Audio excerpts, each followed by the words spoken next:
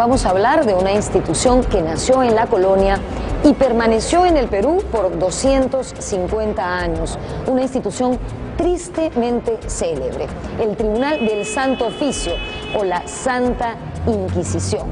Se instaló en nuestro país en 1570 y sus funciones iban desde perseguir y castigar a los herejes hasta censurar libros que atentaban contra la fe católica.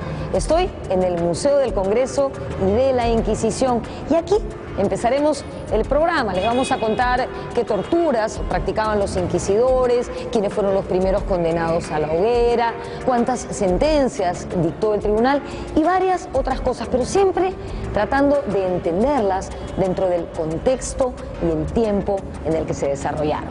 Soy Norma Martínez y esto es Sucedió en el Perú.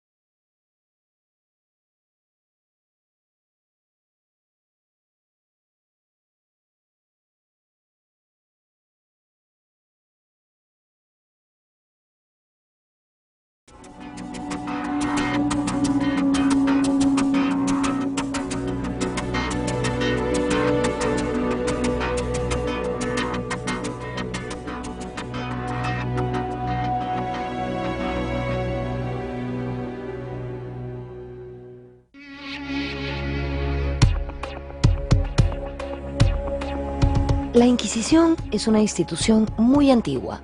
Podemos encontrar sus orígenes en el mundo medieval.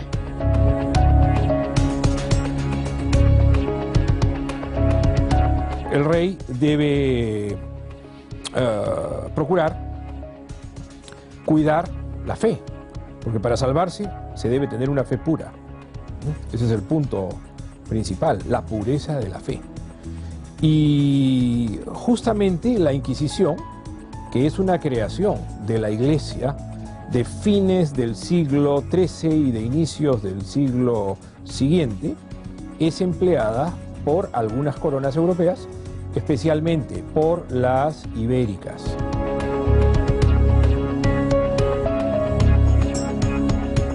La famosa Inquisición española es una institución de carácter mixto, estatal y eclesiástico, pero que no depende ni del Vaticano, ni de Roma, ni de la Iglesia Católica. En los fines prácticos es un órgano del aparato estatal español, que depende directamente de los monarcas. Son los monarcas hispanos los que nombran a los inquisidores generales y los que disponen los procedimientos que este tribunal tendría que utilizar, e inclusive los castigos.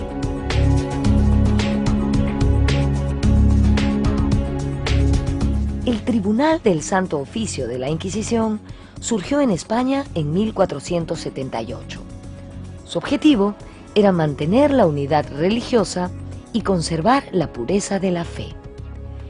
Inicialmente estuvo encaminada contra los judíos, moros y cátaros catalanes, pero luego también persiguió a sodomitas, bígamos, malos sacerdotes y brujos.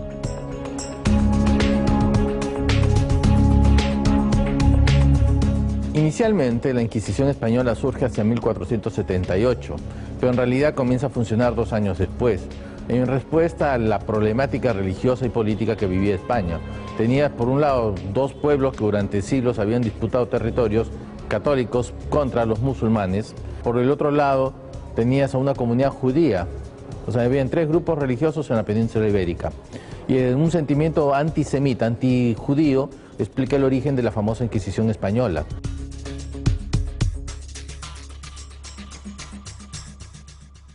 Como vemos, las causas del origen de la Inquisición fueron variadas y complejas.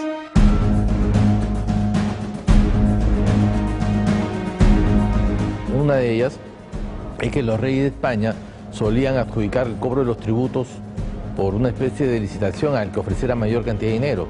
Tradicionalmente eran comerciantes o prestamistas judíos y por eso una de las causas sería, digamos, echar la culpa a los judíos de las contribuciones impuestas por los cobradores de impuestos.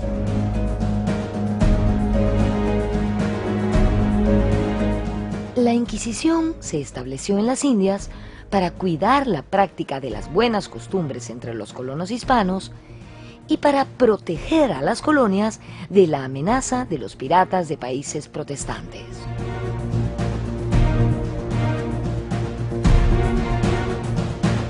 Por ejemplo, los españoles blasfemaban, entonces ¿cómo decirle a un indígena no blasfemes si el primero que da el mal ejemplo era el español?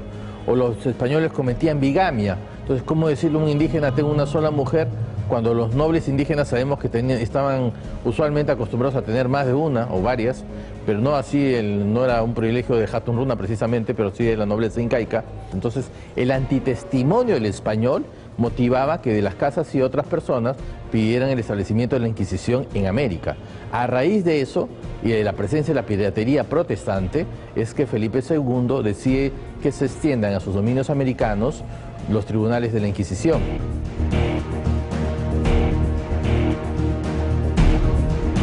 En el Perú, la Inquisición fue creada por el rey Felipe II en 1569. Era una filial provincial del Consejo de la Suprema y General Inquisición Española.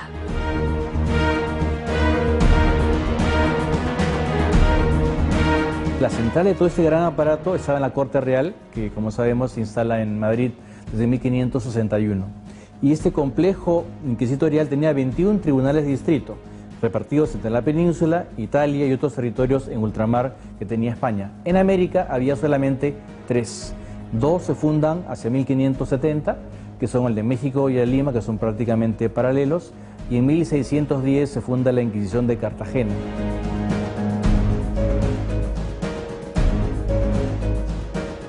El Tribunal de la Inquisición de Lima extendía su jurisdicción a todo el Perú: Charcas, Chile, Quito, Río de la Plata y Paraguay.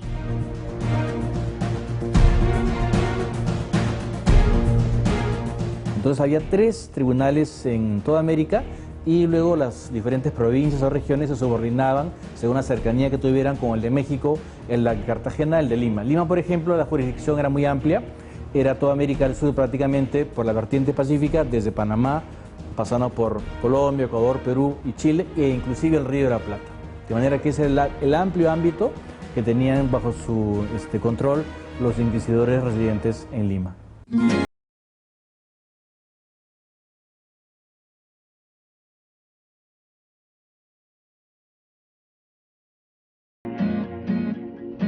Al ser nombrado virrey del Perú, Francisco de Toledo, a quien vemos en esta imagen que está en el Museo Nacional de Arqueología, Antropología e Historia del Perú, recomendó a 2 inquisidores, al doctor Andrés de Bustamante y al licenciado Serván de Cerezuela. Lamentablemente, Bustamante nunca llegó a nuestro país porque murió en plena travesía cerca de Panamá en junio de 1569.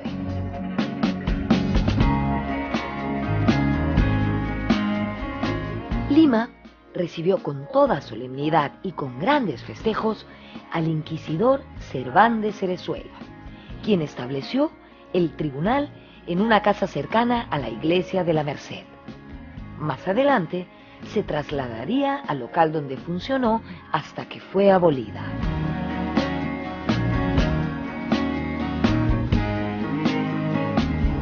Con la sola presencia de Cerezuela se celebró en la Catedral de Lima un gran evento con la asistencia, por supuesto, del virrey Francisco de Toledo y de las autoridades eclesiásticas y civiles más importantes de la ciudad. Y así se estableció la Santa Inquisición en Lima el 29 de enero de 1570.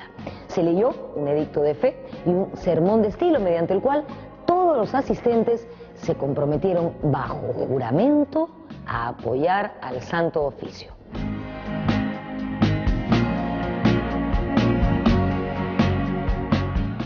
fragmento de la Real Cédula de Fundación del Tribunal del Santo Oficio de Lima decía lo siguiente: entendiendo ser muy necesario y conveniente para el aumento y conservación de nuestra santa fe católica y religión cristiana, poner y asentar en esas provincias el Santo Oficio de la Inquisición.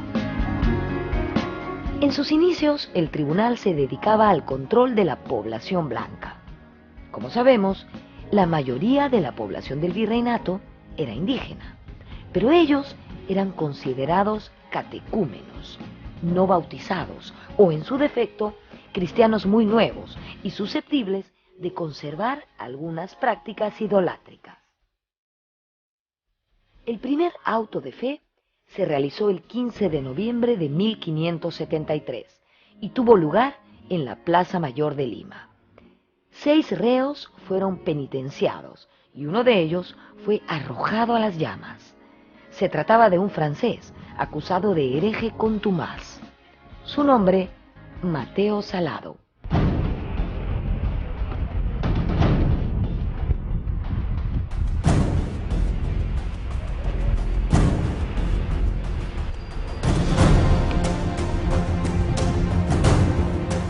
Estoy en la huaca Mateo Salado, que queda en el Cercado de Lima.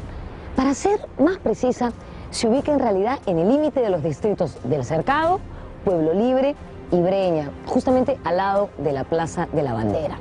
En esta huaca, en el siglo XVI, vivió un viejo francés llamado Mathieu Saladé. Era un ermitaño que vivía aquí solo, retirado del mundo. Él fue el primer acusado a morir en la hoguera por la Santa Inquisición. Saladé profesaba la fe luterana y fue acusado de hereje, blasfemo y vendedor de libros apócrifos.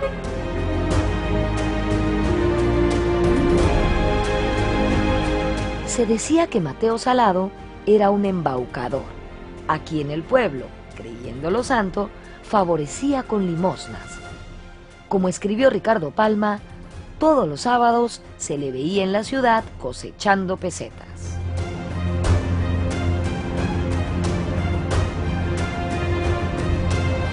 Mathieu Saladé fue capturado en noviembre de 1571 y permaneció preso durante año y medio.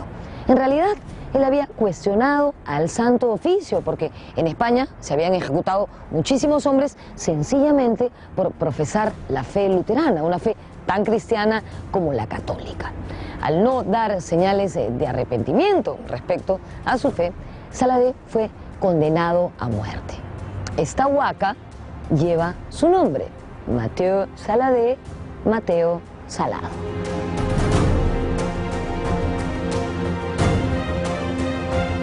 No viene un navío registrado, o sea, él es un francés, ¿cómo llegó a América? Entonces lo más probable es que llegó un navío de piratas. Si tú vienes en un navío de piratas, ¿qué hacías viviendo en una huaca? Entonces lo consideraron un espía de esos piratas que asolaban el Callao y que atacaban las embarcaciones, ¿no?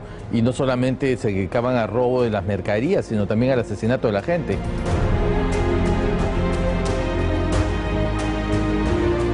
En sus inicios, la mayoría de sanciones que aplicó el tribunal fueron realizadas a protestantes extranjeros. Hacia ellos existía intolerancia religiosa, pero sobre todo política.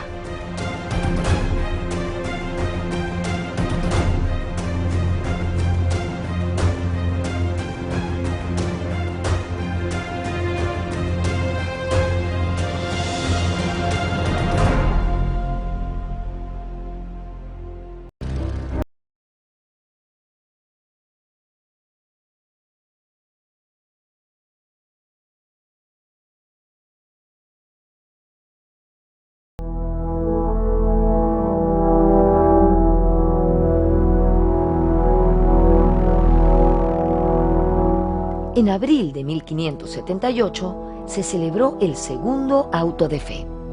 Hubo tanta pompa en su celebración como si hubiese ocurrido en la misma España.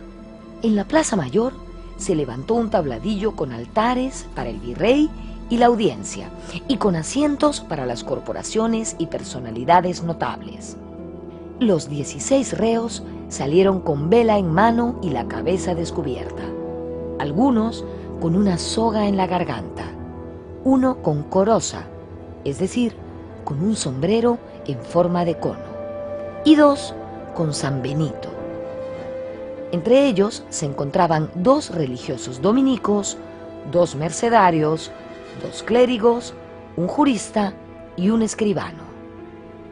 La vestidura penitencial que ponía la Inquisición a sus víctimas tomó el nombre de San Benito, por el saco bendito. La vela verde, que llevaban los reos hasta el momento de asistir a la reconciliación, significaba que así como se extinguió en ellos la luz de la fe, podrían volver a encenderla en la llama de la penitencia.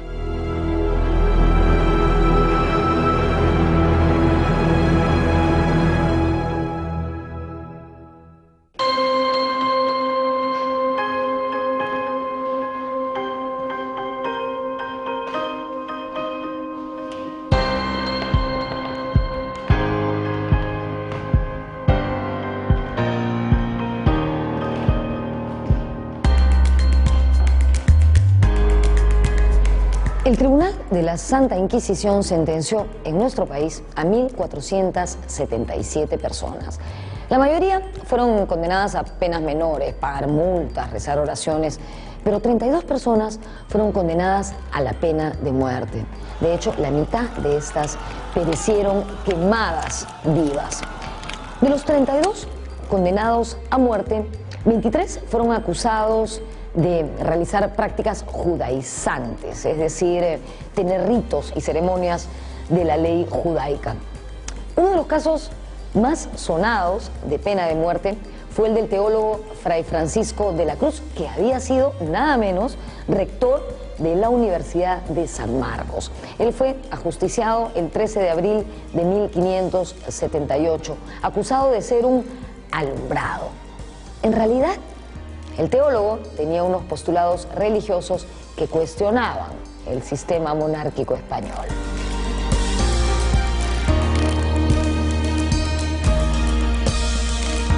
Las alumbradas o los alumbrados eran una suerte de herejes que se reclamaban tocados por la divinidad y que podían hablar libremente de temas de fe, ¿no? Cometiendo errores, profiriendo herejías. Pero hay algo interesante: eran alumbrados, se les decía alumbrados porque estaban alumbrados por el fuego del infierno, estaban equivocados, y la Inquisición tenía que tomar cartas en el asunto.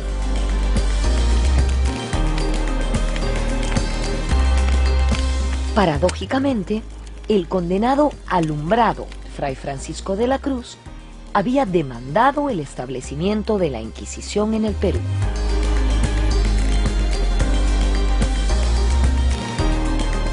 Él le manda una carta al rey Felipe II pidiéndole al rey que mande inquisidores al Perú.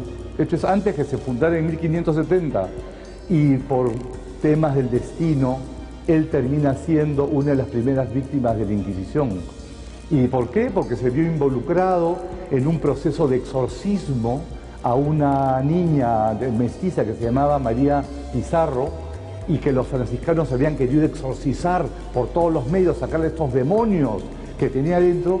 Y Fray Francisco se da cuenta que en realidad el demonio incorporado en la niña no era un diablo, sino era, él encuentra varios santos, escucha la voz de San Dionisio, de San Miguel Arcángel, entre otros, y la niña lo que le propone es que él se proponga papa y rey del Nuevo Mundo, cosa que hace, ¿no? Asegura de que los indígenas del Perú eran las tribus perdidas de Israel, que el quechua derivaba del hebreo.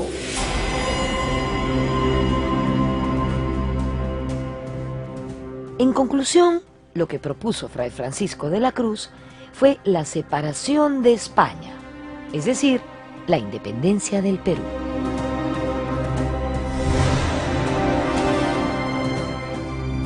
Y lo extraordinario de Fray Francisco de la Cruz es que en realidad él da todas las claves para lo que se va a convertir en un pensamiento criollista, profético, emancipador, que de una manera o de otra va a ser retomado por diferentes líderes criollos, mestizos o indígenas hasta los albores de la independencia.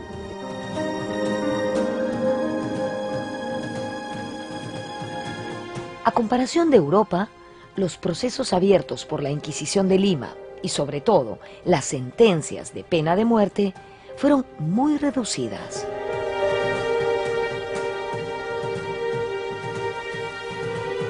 Acá no se vivieron las guerras de religión de Europa, ¿no? Por eso es que en 2 siglos y medio el número total de los condenados a muerte, en primer lugar los denunciados, se estima unas 3.000 personas. De 3.000 personas, ¿cuántos fueron efectivamente enjuiciados? 1.477. En cuanto a juicios, 1.526 porque hubo reincidentes. ¿Y cuántos fueron condenados a muerte? 32 personas en 2 siglos y medio, de los cuales la única condenada a muerte justamente fue la última persona que la condenaron, fue una mujer.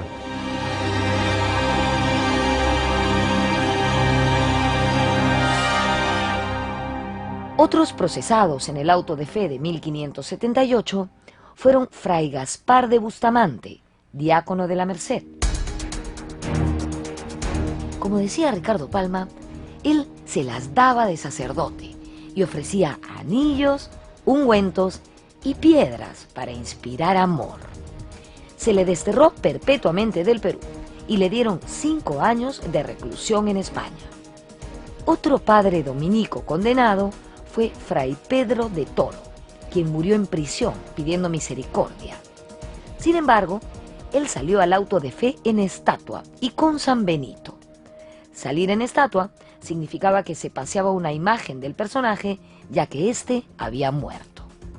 También apareció en caballo blanco y con una palma el doctor don Agustín Valenciano, declarado inocente de la acusación de herejía.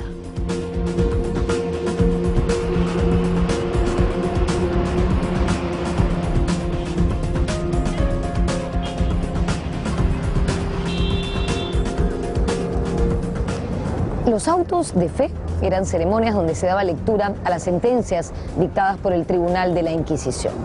En esas ocasiones, el desfile de reos comenzaba temprano, por la mañana. Ellos venían desde el local de la Santa Inquisición hasta aquí, hasta la Plaza Mayor de Lima.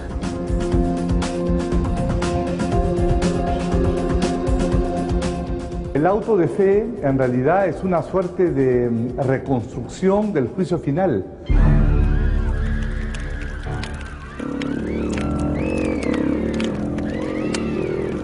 En donde el hereje que quiere contaminar la sociedad con ideas subversivas que contaminan la doctrina de Cristo, por la cual él,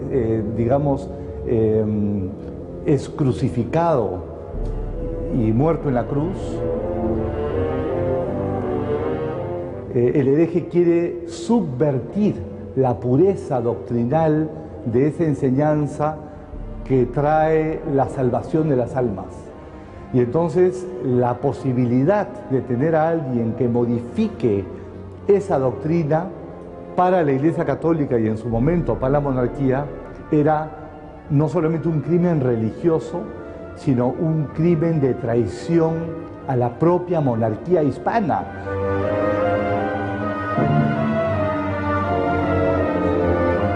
En la Plaza Mayor se levantaban 2 tribunas. En una se ubicaban los reos, el predicador y el lector de sentencias. Y en la otra, las principales autoridades. En la de los reos, estos se ubicaban de la siguiente manera. En la parte más alta, los condenados. En la parte intermedia, los reconciliados. Y en la parte más baja, los penitentes. En el desfile iban primero los jueces inquisidores, presididos por la bandera del Santo Oficio. Luego, los diversos servidores del tribunal. Después, montados en un caballo blanco y con una rama de palma en la mano, los acusados que habían sido absueltos de toda culpa. Finalmente, los penitenciados al fuego.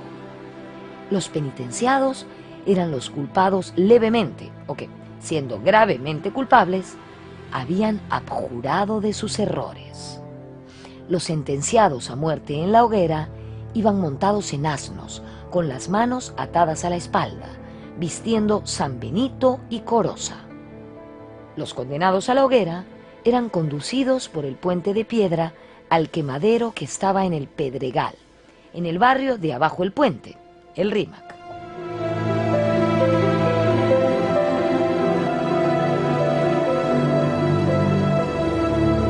La Inquisición provocaba en las multitudes una especie de morbo por el dolor y la muerte.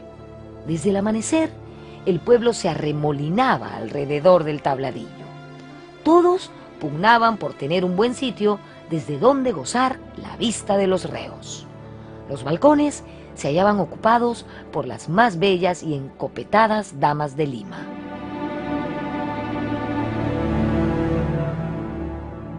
Para establecer la Inquisición se crearon varios cargos: un rector, un alguacil mayor, desempeñado por un noble de alto rango, un notario, un alcaide, un nuncio.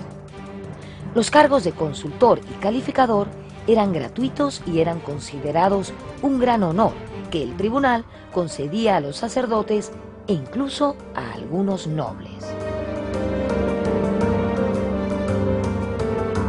Los hermanos legos del convento de Santo Domingo eran los torniceros o encargados de aplicar tormentos.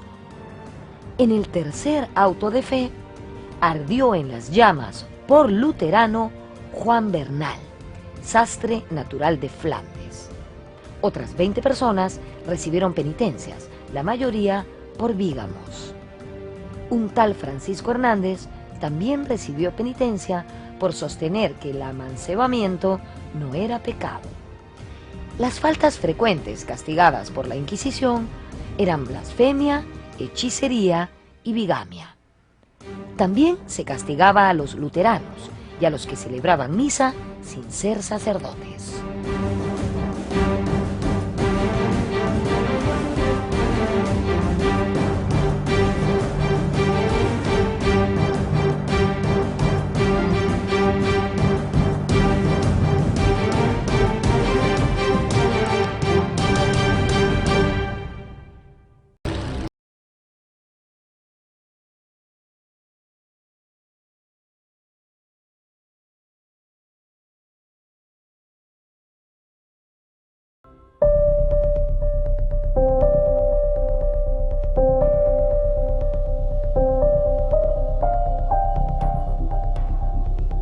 Cuando los presos entraban en contradicciones, eran sometidos a tortura. Las prácticas y los instrumentos utilizados para torturar a las personas, como podrán imaginar, eran espantosos. Una de las torturas más usuales era esta. Se colgaba al condenado con los brazos a la espalda atados a una soga que iba hasta una garrucha, a una polea. Entonces se levantaba el cuerpo hasta determinada altura y de pronto se soltaba súbitamente y se volvía a detener antes de tocar el suelo.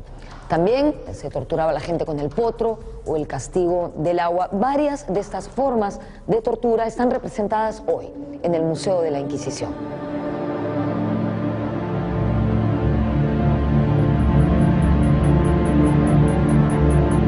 Tres eran los tipos de tormento que regularmente usaba la Inquisición.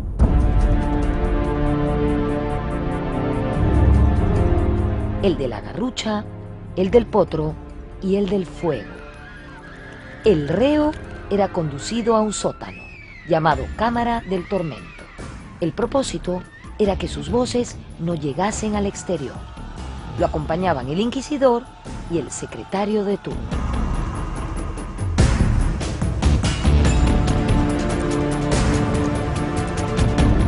En realidad, ¿en qué etapa del juicio usaba la tortura?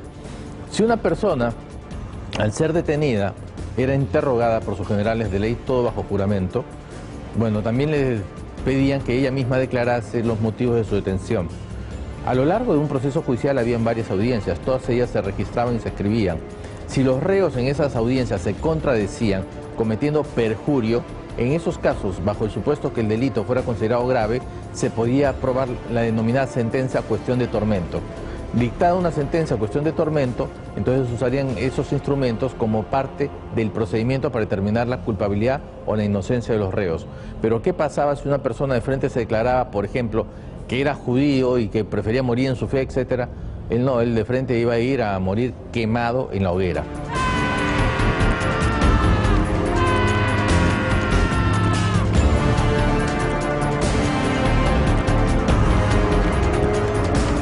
Durante el tiempo que duró el Santo Oficio, la tortura era de uso común en los tribunales, tanto laicos como religiosos.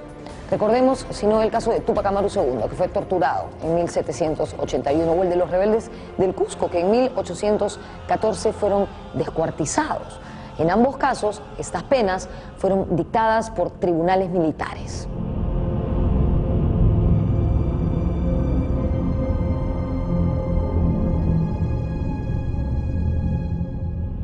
Por bula del Papa Paulo III, la duración del tormento no podía pasar de 1 hora. Solía suceder que el paciente, por lo intenso del dolor, quedaba sin sentido. En esos casos, estaba prevenido un médico, quien informaba al tribunal si el daño era real o figurado. Con su dictamen, se suspendía o se continuaba el martirio.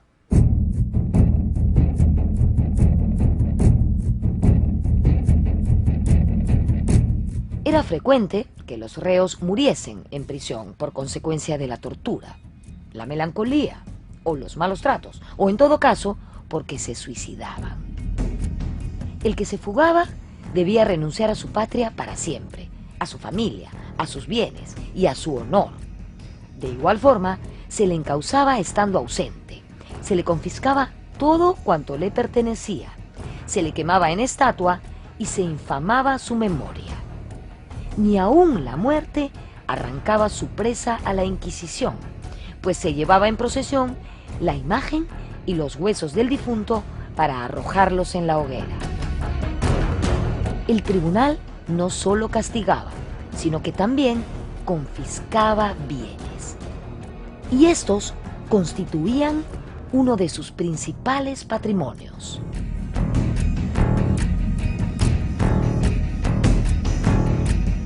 Y una de las primeras penas, digamos la primera con la cual la persona entraba en cárcel, era la confiscación de sus bienes. Esos bienes, si la persona luego terminaba absuelta por el tribunal, se la devolvían, pero en caso de que no fuera absuelta, pasaban al patrimonio de la Inquisición. De manera que acumulando unos y otros casos, gente más rica, gente menos rica que fueron víctimas de la Inquisición, fue acumulando ese tribunal un gran patrimonio, ¿no? Tenía obrajes, tenía minas, tenía haciendas, tenía esclavos, tenía navíos. Y entre otros está el caso de Manuel Bautista Pérez, considerado el hombre más rico del Perú en su época, que cayó en la hoguera en el gran auto de fe, como se denomina, en 1639, cuando junto con otros judíos, ¿no? De la gran complicidad, fueron castigados por la Inquisición. Esa millonaria fortuna que tenía Pérez, calculada en más o menos 1,5 millones de pesos de la época, también pasó al patrimonio inquisitorial.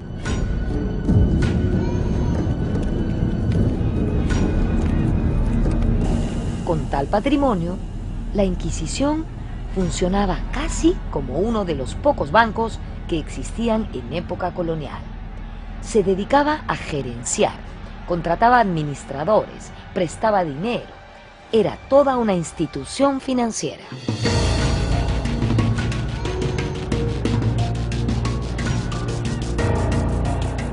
Era casi como un banco a la época. Había pocos bancos, obviamente, en ese momento, había bancos privados, pero entre los bancos institucionales estaban los conventos de monjas, por ejemplo, y la Inquisición, que era muy poderosa y muy rica. De manera que era como una gran fuente de crédito en la economía virreinal, aunque parezca que no era propiamente su objetivo, pero obviamente también tenía pues un gran patrimonio. Y entre el patrimonio que tendría la Inquisición, ya no desde el punto de vista económico, pero desde el punto de vista de la historia cultural, muy importante la biblioteca, ¿no? Que ellos guardaban.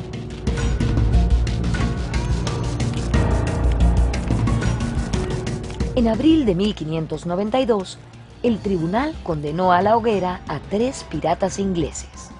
Ellos fueron ajusticiados bajo el cargo de profesar el luteranismo. En 1608, el virrey marqués de Montes Claros presidió un auto de fe donde se presentaron 18 personas.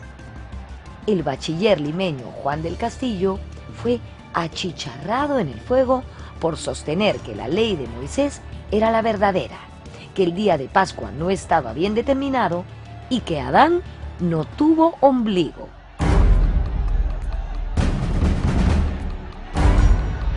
En junio de 1612 se realizó un auto de poca solemnidad en el que hubo algunos penitenciados, 8 por bígamos, 1 por blasfemo y otro más por guitarrista, así como lo oyen.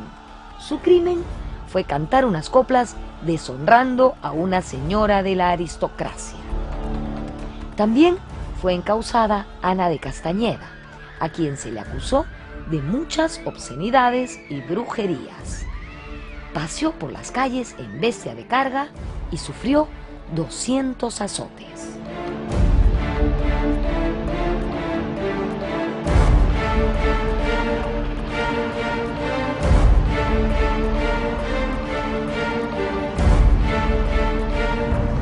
La Inquisición interrogó a Santa Rosa de Lima. Los inquisidores que conversaron con ella fueron el padre Juan de Lorenzana y Fray Luis de Bilbao, ambos catedráticos de la Universidad de San Marcos.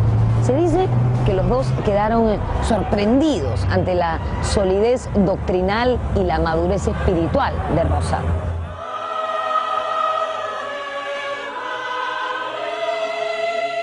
Santa Rosa, efectivamente, hacia 1615 fue interrogada por la Inquisición y en su caso él descubre que ella a los 10, 11 años, porque él había tenido ya conversaciones previas con ella ya era una contemplativa consumada desde los años más tempranos de su vida, ¿no?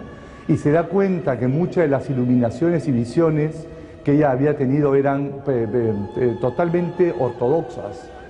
Más bien el problema aparece cuando muere Santa Rosa y se convierte en un modelo visual femenino para todo un grupo de beatas limeñas que la emulaban y querían ser santas como ellas.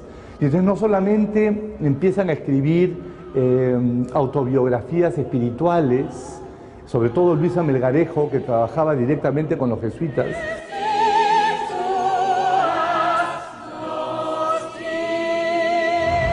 A Santa Rosa se le acercaban varias mujeres, eran sus seguidoras, ¿no? Entre ellas destacaron Inés Velasco y Luisa Melgarejo.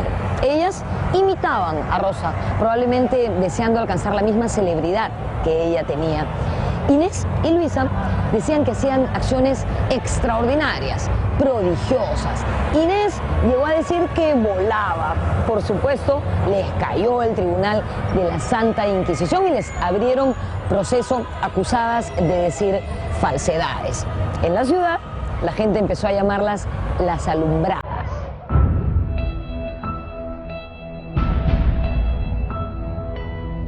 El caso de las Beatas de Lima. Las Beatas de Lima era un grupo de mujeres de vida contemplativa, religiosa, que acompañaron a Santa Rosa de Lima y que inclusive estuvieron en el entorno de su lecho mortal cuando ella fallece en 1617. No eran religiosas, no eran monjas de convento, Santa Rosa tampoco nunca lo fue.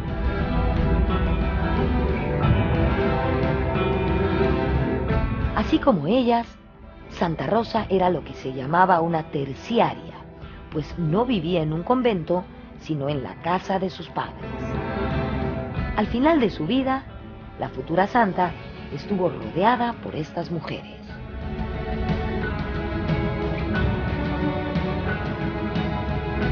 Santa Rosa quizás se salvó, ¿no?, de las garras de la Inquisición porque fue la primera a morir, pero luego cayeron en sospecha de las demás compañeras de ella y en los años de 1620 se abre un proceso. Ninguna de ellas tampoco recibe una condena muy fuerte, pero sí se investigan, ¿no?, los tipos de actos de espiritualidad en que estaban involucradas.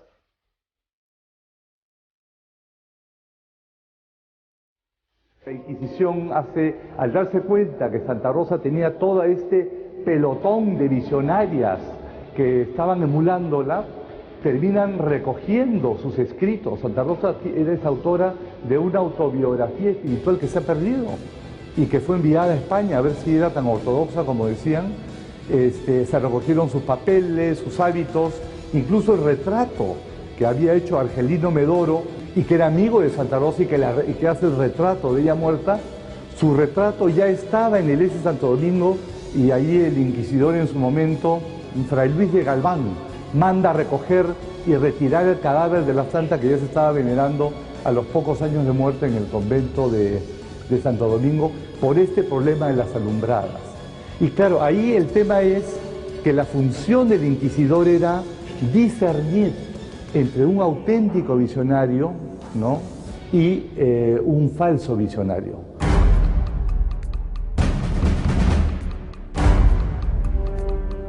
El último día del año 1625 se celebró en la Plaza Mayor un auto de fe al cual asistieron 24 penitenciados. Fueron arrojados al fuego 2 portugueses. Los portugueses fueron muy castigados en la Inquisición de Lima. Como decía Ricardo Palma, mala estrella tenían los portugueses con la Inquisición de Lima.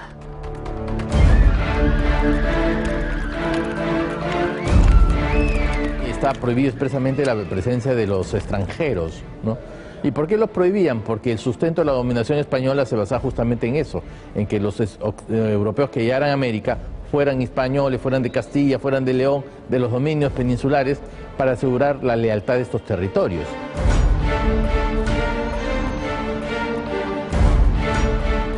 En el mismo auto de fe, el de 1625, fue paseado en estatua y huesos Garci Méndez de Dueñas, quien se había ahorcado en la prisión, y Manuel Núñez Almeida, quien murió de hambre por haberse resistido a comer desde el día en que fue apresado. Ese día también fue penitenciada Inés de Velasco, una sevillana acusada de hereje y superstición, conocida con el apodo de La Voladora.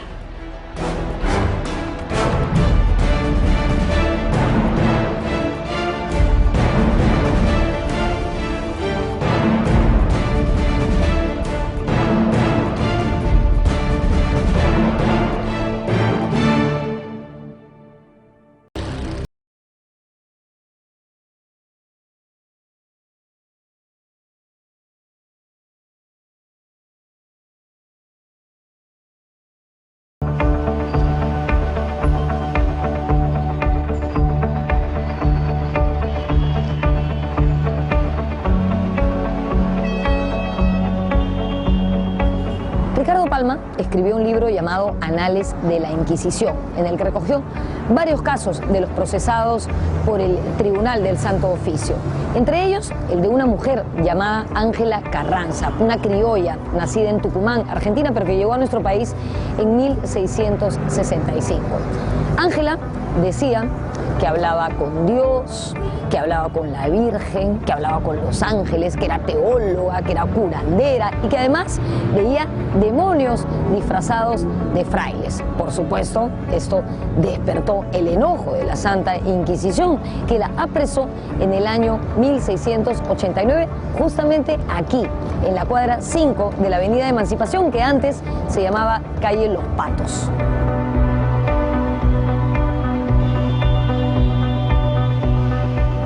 Acusada de blasfema, hereje y aliada del demonio, Ángela Carranza estuvo 6 años siendo torturada por el Tribunal de la Santa Inquisición.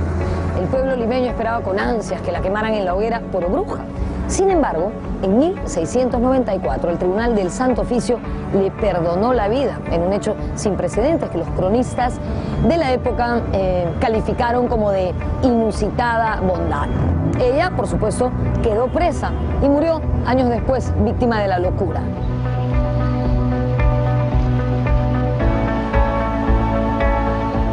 En enero de 1639 se celebró el más solemne auto de fe visto en el Perú virreinal.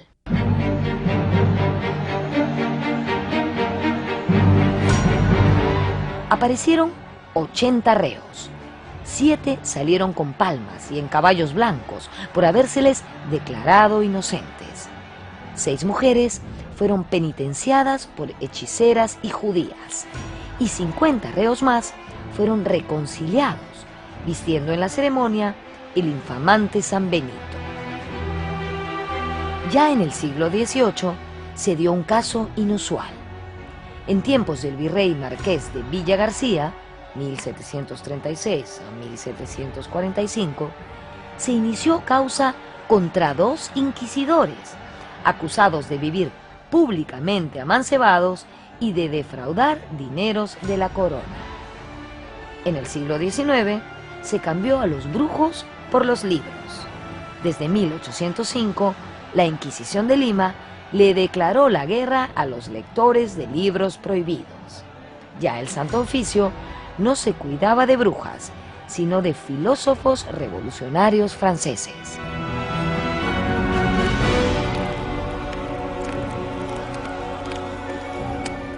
La Inquisición tenía en sus estantes en la biblioteca obras consideradas prohibidas e incluidas en los índices o el índice expurgatorio del Santo Oficio.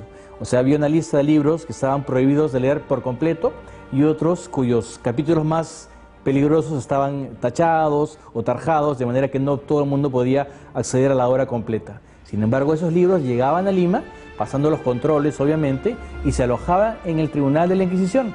La documentación que prueba no solamente que los libros estaban en Lima, sino que se prestaban, ¿no?, de manera muy sigilosa a ciertas personas que demostraban calidad intelectual, ¿no? Hay varios famosos personajes como Hipólito Unanue y otros de la época ya de la Ilustración que querían leer libros de los enciclopedistas franceses que en verdad estaban prohibidos, legalmente prohibidos, pero que con permiso de la Inquisición se les prestaba y que ellos luego devolvían aludiendo o arguyendo de que eran personas preparadas y que no se iban a desviar con la lectura de esas obras perniciosas.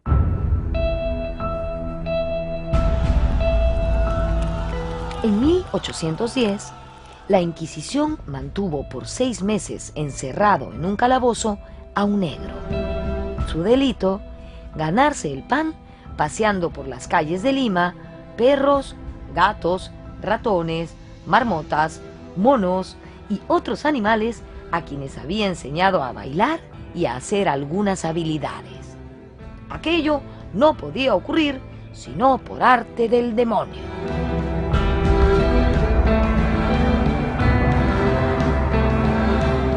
En 1813, las Cortes de Cádiz abolieron el Tribunal de la Santa Inquisición. Estas cortes eran de tendencia liberal y buscaban eliminar instituciones que conservasen algunos rasgos feudales. En el Perú, el virrey Fernando de Abascal acató esta medida y también abolió la Inquisición de Lima. Se le permitió al pueblo ingresar a las instalaciones de tan temido tribunal. Y entró tanta gente que enseguida se desató el desorden. Se rompieron muebles, se robaron archivos, en fin, ya se podrán imaginar.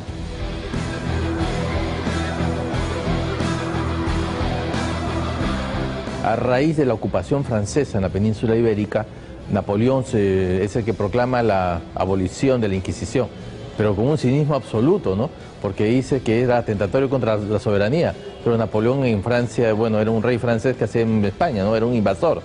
Bueno, pero Napoleón es el que proclama esa abolición, que fue confirmada luego por las Cortes de Cádiz. La sentencia que sí se cumplió en el Perú en el 1813.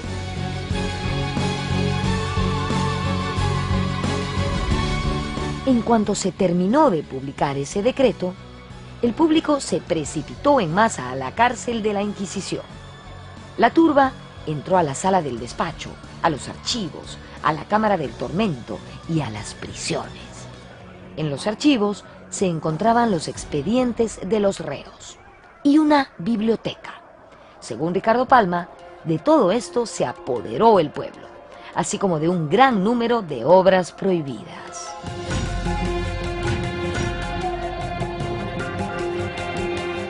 Cuando llega esa noticia en Lima, a Lima el año 1813, la población alborozada entra a saco en el Palacio de la Inquisición, que es más o menos lo que equivale al museo actual, y no se llevan cuadros, no se llevan muebles, no se llevan alfombras, sino se llevan lo más importante para ellos, que eran las causas de fe en el archivo secreto que allí se guardaban, y que determinarían que no hubiera más memoria de casos donde habían parientes, tíos o abuelos o padres de ellos que estaban comprometidos y cuya fama quedaba manchada por esa evidencia documental.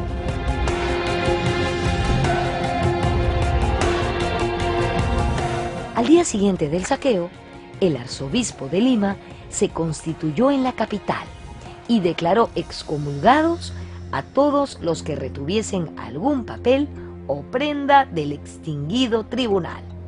Pero el pueblo no hizo caso de la excomunión y fueron pocos los que devolvieron su parte del botín.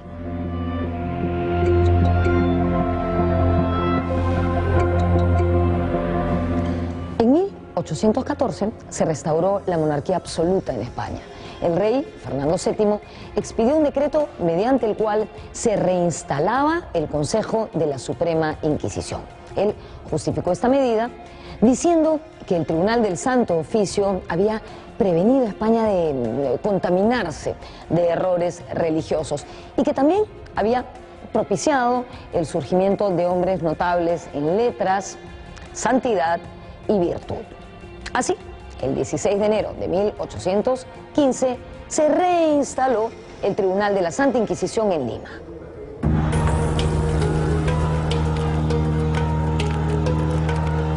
Fue restablecida por Fernando VII en 1814, pero en la práctica ya estaba casi inoperativo y más se dedicaban a estar vigilando, por censura de libros, a los emancipadores, a los ideólogos del proceso de la emancipación.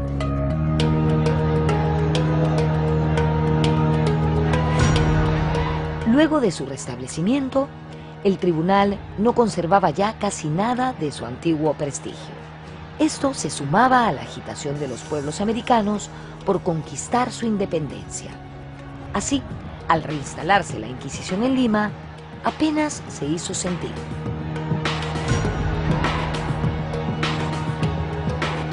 La sede de la Inquisición, una institución característicamente intolerante, la convirtieron luego en la sede del Congreso Nacional, que es la esencia de la democracia.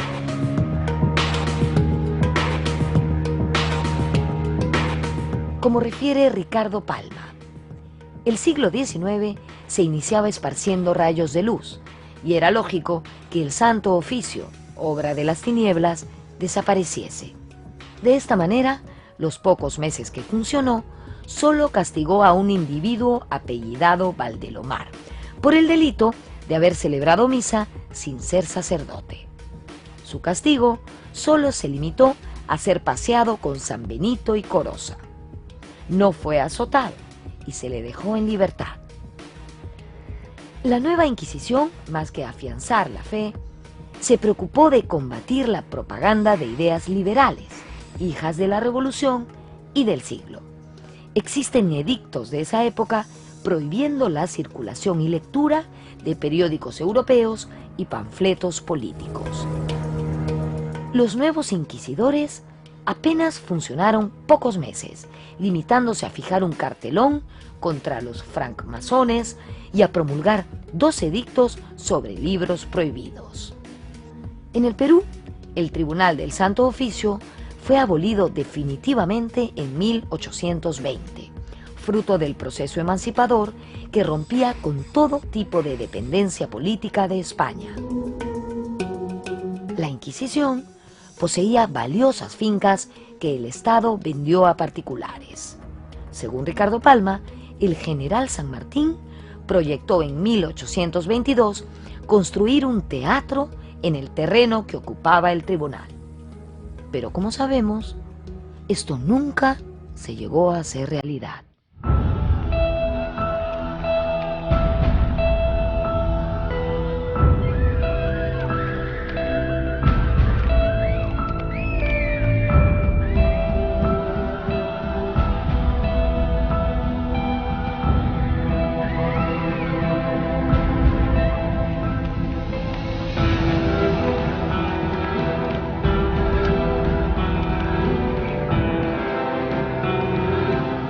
Y así, la Santa Inquisición llegó a su fin en el Perú. Esta institución importada de España duró casi toda la época virreinal. Su objetivo era controlar a la población que no profesaba la fe católica. El Tribunal del Santo Oficio fue sin duda un símbolo de una época de intolerancia religiosa y política. Intolerancia, ese nefasto rasgo de la personalidad que ha hecho y hace tanto daño a las personas y a las sociedades. Desde el Museo del Congreso y de la Inquisición, que les sugiero visitar, nos despedimos. Nos vemos en la próxima.